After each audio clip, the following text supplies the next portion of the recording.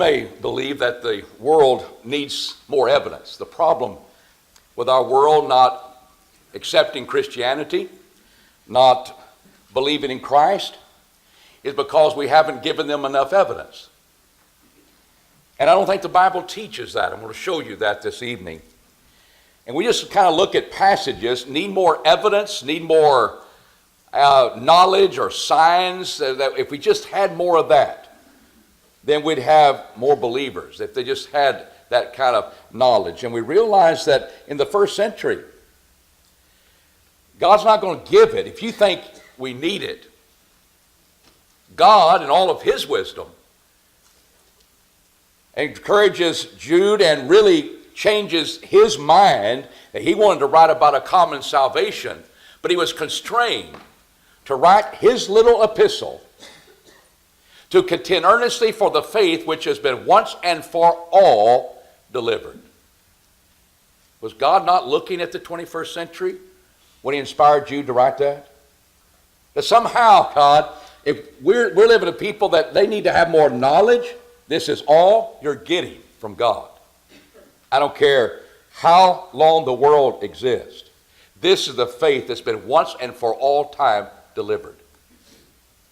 We don't need more revelation. And if we think we do, God's not going to deliver it. He delivered the faith once and for all. Well, if we had somebody do more signs to really confirm that message, that would be good, and especially if Jesus could kind of come back like he did in the first century and walk among us and would just get it going again and maybe have an explosion of Christianity like they did in the first century. Yet John writes to people, and he said there are many other signs that Jesus did that are not written in this book. Why are these written? These are written that you may believe that Jesus is the Son of God, and that believing you may have life in his name. He's not coming back to do more miracles, so we can write down more of that in a book. But you and I, in the 21st century, can read about the miracles he did, and in believing, because that's the evidence that we have, we can have life in his name in the 21st century. And if you don't think that can happen, I'm sorry, God's not going to bring Jesus back to do some more signs. That's it. And that is sufficient to give us all that we need, confirming the message. We don't need more revelation. We don't need more knowledge. And I think Romans, the first chapter, illustrates this vividly. We're going to spend our time this evening, looking at Revelation 1 and verse 18. And to begin to notice what is the problem with the world. What is it? Is it the idea that, well, because they had lack of knowledge, then they're going to do sin? Or was it that they're doing sin, and so they want to form their own way of living? Which is it? Suggest to you that we're dealing with man's heart and conflict with God. And I suggest to you that man's problem is not mental. More knowledge. Just give me some more evidence. It's moral. And we know it. But we're not going to sometimes acknowledge it because of our heart. Now, we're created good. We willingly go off the track. We willingly sin. But it's a problem, and I think this first chapter brings it out to our attention. Let's begin with the first point. They know the truth. They just suppress it. The world suppresses it in what? Unrighteousness. Romans, the first chapter, and verse 18, the wrath of God is revealed from heaven against all ungodliness and unrighteousness. See, ungodliness would be my attitude toward God. Unrighteousness is what I do. And he says, who hinder the truth in ungodliness? No, we're hindering it or suppressing the truth in unrighteousness. Why? We just didn't know it. No, because that which is known of God is manifest in them, for God manifested it unto them. For the invisible things of him since the creation of the world are clearly seen, being perceived through the things that are made, even his everlasting power and divinity, that they may be without excuse. God, just give us some more revelation of yourself. Look at the heavens. They express the glory of God. They shout every day that you live. The world doesn't need more evidence. They're suppressing it because they want to live unrighteous lives. That's the problem. It's not a matter of knowledge and mental things. God says it's a matter of the heart. It's a matter of them wanting to hinder or suppress the truth. It's there. They know it. He says they're without excuse. In 2 Thessalonians, the second chapter, in verses 10 through 12, we read where the one that comes to lead people away, it says, with all deceit of unrighteousness, see, deceit of unrighteousness, we're able to be deceived in our hearts. For them that perish, because they receive not the love of truth, that they might be saved. It wasn't, I don't know the truth. It's my heart. I don't love the truth. I don't want it. Those are the people that are deceived. And for this cause, God sendeth them a working of error, that they should believe a lie, that all might be judged or condemned who believe not the truth, but had pleasure in unrighteousness. There's my heart. I like to do unrighteous things. It fulfills the satisfaction of my my fleshly desires. We lust after those things. I like that. That's the world. It's not that truth does not penetrate their mental capacity. Here's what God has said about it. They don't like it. And therefore they're going to live unrighteous lives because they have pleasure in unrighteousness. That's not a mental problem. It's a moral problem. Listen to Jesus. In John the 3rd chapter, verses 19 through 21, Jesus says, here's the judgment. You know, we're going to come to judgment one day. He said, here it is right now. This is the problem. This is the judgment. That the light is come into the world, and the men loved the darkness rather than their light. Why? Rather than light. For their works were evil. I'm already doing evil. These are my actions. This is what I have pleasure in. This is the way I want to live. And you bring light. I don't need any more knowledge of light. I need a better attitude toward it. That's the problem. If they just had some more light, if they had some more evidence, if they had some more knowledge, we'll change this world. The world's never been like that. Because their works were evil. Everyone that doeth evil hateth the light, lest his work should be reproved. Don't you telling me I'm wrong? But he that doeth the truth cometh to the light, that his works may be made manifest that they've been wrought in God. It's a different attitude toward God. But is the problem they don't have enough evidence of the truth? Look at a problem that tears our country apart, sometimes in political lines. Abortion.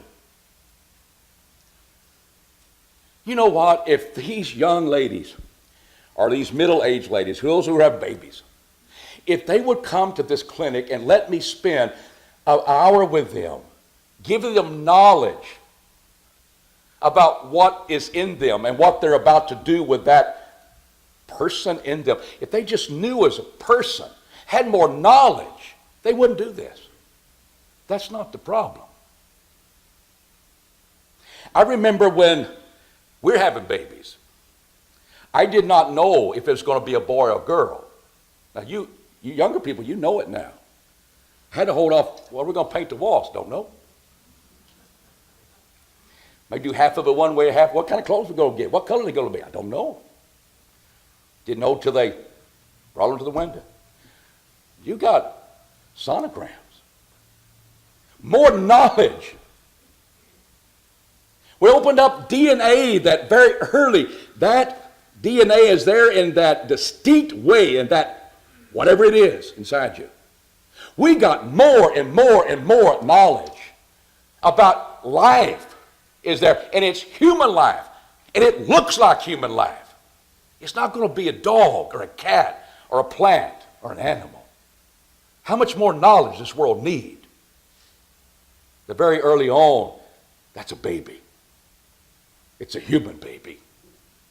Boom, boom, boom. It's living. That's not the problem. Never has been.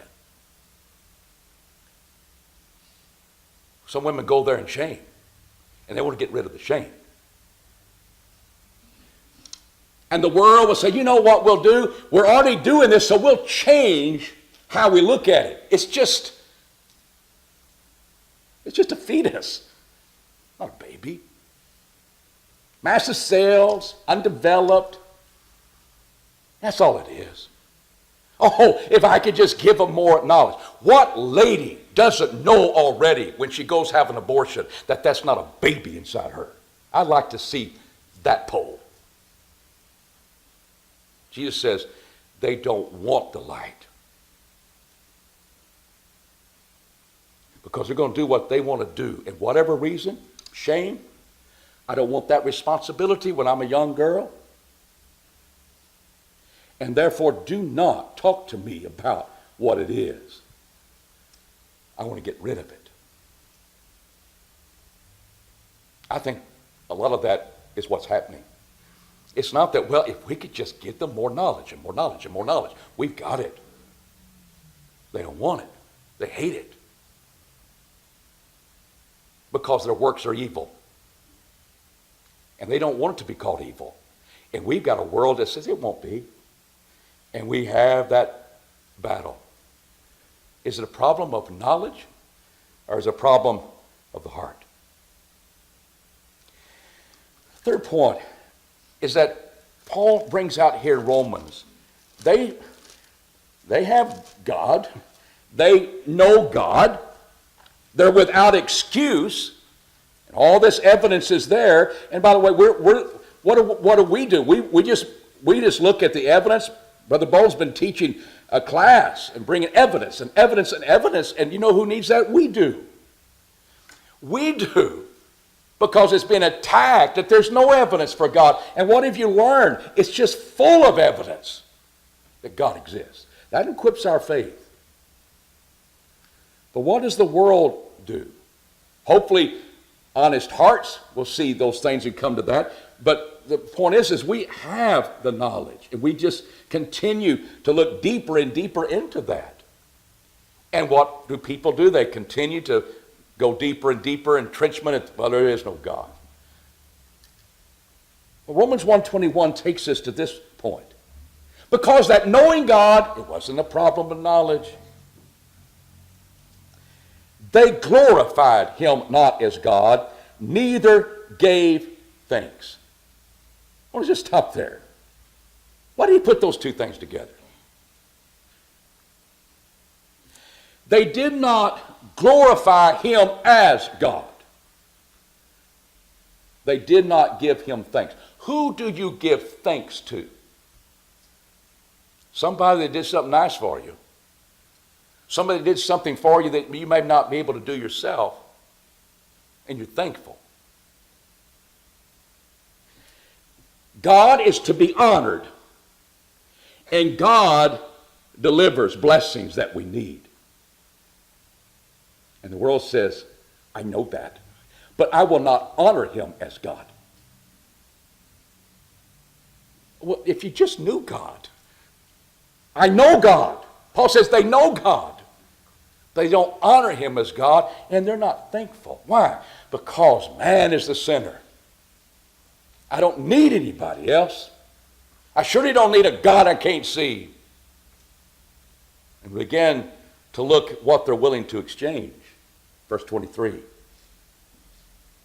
They change the glory of the incorruptible God for things that corrupt all the time.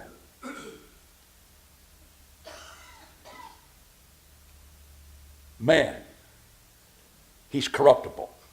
He's deteriorating. Put his image up there.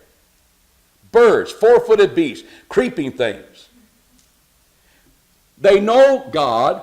They don't honor him as God. So here's what they do. It's not the idea, well, I need some more knowledge. No, I'll exchange something. I know this, but I'm going to exchange and put man over here instead of God. Or any likeness that I think is worthy of worship. That's where I'm going. That's what the world does. Verse 25, for they exchanged the truth of God. It didn't say they didn't know the truth of God. He's already said they're without excuse. They know God. They just don't honor him as God. So they exchanged the truth of God for a lie and worshiped and served the creature rather than the Creator. That's what they did. And we continue to do that. We look at that sometimes as idolatry. We're not worshiping images. But what do you put up there to represent the one who has power over all things that maybe you could be thankful to? And you put yourself there. That's what the world does.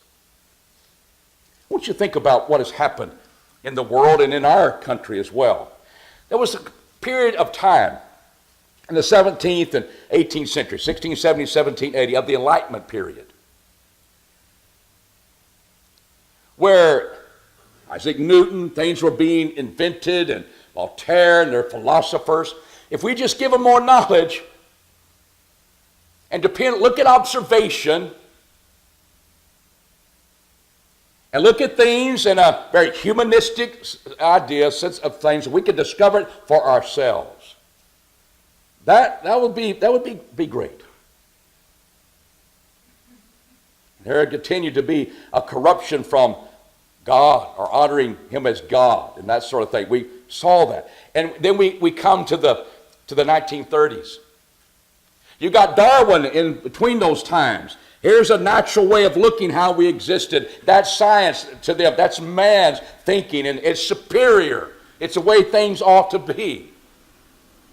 At the same time, Romans 1 said they're ignoring evidence. And we see here's the problem. They don't want to worship or serve God. They exchange that truth. They're going to serve themselves. And that's what happened.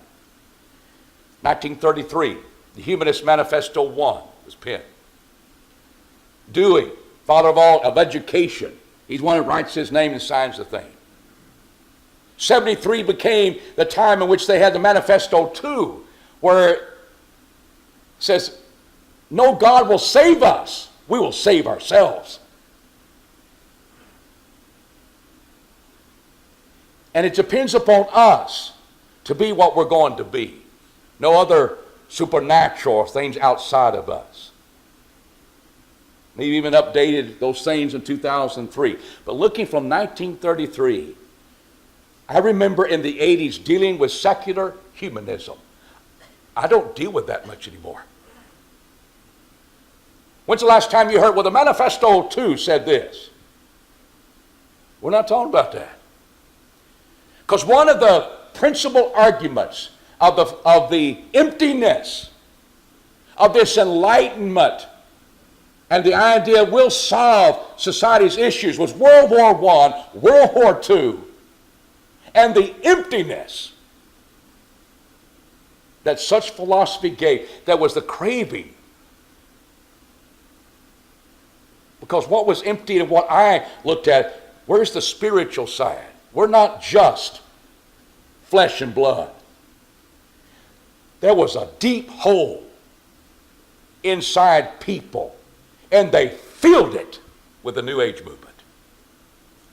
1970s, 1980s, Shirley MacLaine, I am God. And people laughed at that. That's exactly what she means. Because there's no other. I will save myself. Oprah Winfrey comes along and says, oh, I believe in the higher being. And that's what we look at. And then I hear over and over again, I'm not religious, I'm spiritual. What has happened? That's not secular humanism. We got a void, and you know what we filled it with? The New Age, spirituality, without coming to God. We don't want to come to God. This is the way we want to live. Doing what we want to do. I don't want to come to the light of the gospel because it'll expose my things as being wrong. So we'll have a system because this is the way I want to live. So we'll then have a system that'll accommodate it. And now we're living in a world where people are spiritual and they are self-sufficient. And we realize enlightenment didn't happen because we had a bunch of world wars. But how's the New Age movement doing? Got a lot of peace going around the world? Racism been solved? On and on and on. But well, I'll tell you, if they just had the gospel, they had more knowledge, it'd change. It's never been a mental problem, never been the idea, well, they just don't know. They know. But they're not going to honor God as God, and they're not going to give thanks, but going to give thanks to themselves. That's humanism. We're the ones that change the things. And this world continues to go that way. In Romans 1, 26 through 28, for this cause, God gave them up to vile passions. For the women changed the natural use into that which is against nature. They exchanged the glory of God for worshiping self, serving self. They exchanged the truth of God for a lie. They didn't invent anything new. They just exchanged it. And now what's happened? They exchange the natural use into that which is against nature. And likewise also men leaving the natural use of a woman burned in their lust one toward another. Men with men, male with male, in essence. Working unseemliness and receiving in themselves that recompense of their error, which was due. What are we talking about here? We're talking about homosexual sex. We're talking about the acts of homosexual mindset. I tell you what, if they just had knowledge, who doesn't know how babies come? Who doesn't think about the natural connection between male and female? This is marriage and idea. Who doesn't know that this has been the centerpiece of our society? And honoring that. There's not lack of knowledge of that. We're going to change it. Our president comes to the point, well, that is only reserved for male and female. But before long, he had changed his mind of thinking. He looked at it in a different way. And now homosexual marriage is fine with him. Did the Word of God change? Did it all of a sudden get hidden from him? No. He's got other agenda going. That's the way the world works. And what God does, he takes us through all of the fog. He says, I just don't understand it. I understand it from God's wisdom and what God has said and what Jesus has said. This is the way we want to live. And when you start living without giving honor to God and then take hold of a lie, then God will give you up, and this is the next stage we'll go through. Homosexuality is around. And what is it being done? How is it being looked at? It's being set forth as this is honorable. Let's call it marriage. That's the way our society is working. They need more knowledge of what the Bible says about the home. No, we got it. And there's not going to be any more given. I mean, I look at Ephesians 5 and 6, and well, we need more lessons on the home. And I said, how can I say it any other way? That's what it says. We've done it, been there, done that. I know we need to keep repeating things. But if the world would just hear that, they will see this the way it ought to be, and they would change their behavior. No, they were changing their behavior because they exchanged the truth of God for a lie. That's what the world does. And they've done that in order to accommodate the way they want to live. It's a moral issue. Now this evening, we've looked on abortion. We've talked about homosexuality. We talked about humanism and New Age movement. I think Romans helps us understand why they're here and why they've always been here. And Jeremiah tells us in closing, the heart is more deceitful than all else and is desperately sick. Who can understand it? That's in the context that people are going to do what they want to do. But it comes from the heart.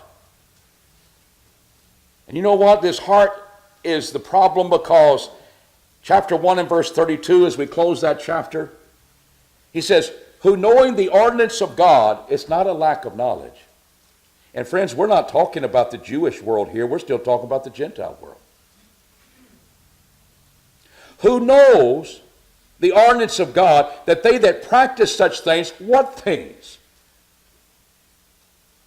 Well, covetousness, maliciousness, full of envy, murder, strife, deceit, hateful to God, innocent, disobedient to parents. They just need some more knowledge. They know it. The word has been out. It's been part of their society. And they that practice such things are worthy of death, being separated from God. But they not only do the same. Is it a knowledge problem or is it a heart problem? Is it a knowledge problem or is it a moral problem? I'll do them because I want to do them. And they also consent with them that practice them. That'll at least make me feel better. They're doing it with me. It's not a problem of knowledge. It's a problem of will and where their heart is. And if you're depending on that, it is desperately sick. Because it says, I will do what I want to do and not what you want me to do, oh God. So we'll just eliminate God from our thinking. And what will we see? It's not that they don't have the evidence for God. It's all around us. They don't honor God as God, and they rather exchange the truth of God for a lie and worship and serve the creature rather than the Creator. That's the world we live in. It's a moral problem. And as Jesus says, it's not that the light is not understandable. It's not that it hasn't come and it has not been sufficiently shining. They just love the darkness rather than the light. They hate the light because they have pleasure, Paul, 2 Thessalonians. They have pleasure in unrighteousness. They like living that lifestyle. And therefore they don't want to come to God. Now that paints a picture that God sees of the world. And I want to have his attitude about the world. I want to have that in mind. That helps me. Helps me not to be discouraged. When you preach your heart out and you teach and you're trying to help people see the truth. I know some of them don't want the truth. But I'm going to give it to them anyway, and you are too. And we're going to keep pounding out the evidence for God. And we need that. Our young people need that because they're in the world and say, well, God doesn't exist. But you just take a look. When those who attack Christianity, they will attack the abuse of what Christianity has been instead of the truth of God. They'll take the false doctrines and they'll attack them and say that's Christianity. Because they can't handle the truth. They don't want that truth. They want to justify how they live. And they will suppress the truth. And they'll do it in their unrighteous acts.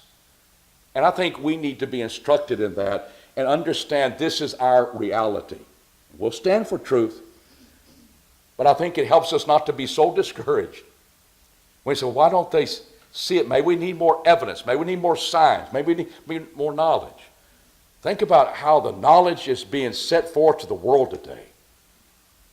And if people want to say, I'm going to examine this, they'll see the evidence. They'll see the truth of God. They'll see the wonderful blessings that God provides them in the truth of his gospel. They'll see salvation from sin and salvation from eternal corruption. And hopefully there'll be some honest heart that sees that. But it will be a heart issue, a moral issue, instead of a knowledge or mental issue. And that's what Romans 1 just clearly presents. That's what John 3 clearly presents. That's what Paul in 2 Thessalonians 2 clearly presents. That's the world we live in. May we stand fast. May we invite people to see the truth. But always understand that some of them, they're wanting to live the way they want to live, so they probably won't acknowledge the truth that is so easily understood if we'll examine it. And we need to probably pray for them. Hopefully they'll change their heart. Because that heart is deceitful, it's desperately sick. Who can understand it? We need the truth of God, and that will change our attitude toward God, that we'll see how easily truth is understood and how we can obey it. This evening, if you're outside of Jesus Christ, I want to encourage you to come to Christ. I know this is not an invitation song, but we sing sometimes the song, Is Thy Heart Right with God? I think that's so important to understand. Don't harden your heart against the light, the song says. Don't do that. Because I want to live the way I want to live. Why don't you see the truth and change the way you live? Because you're going to honor God instead of yourself. Let's start that life as a Christian. We can help you. Come now as we stand and sing.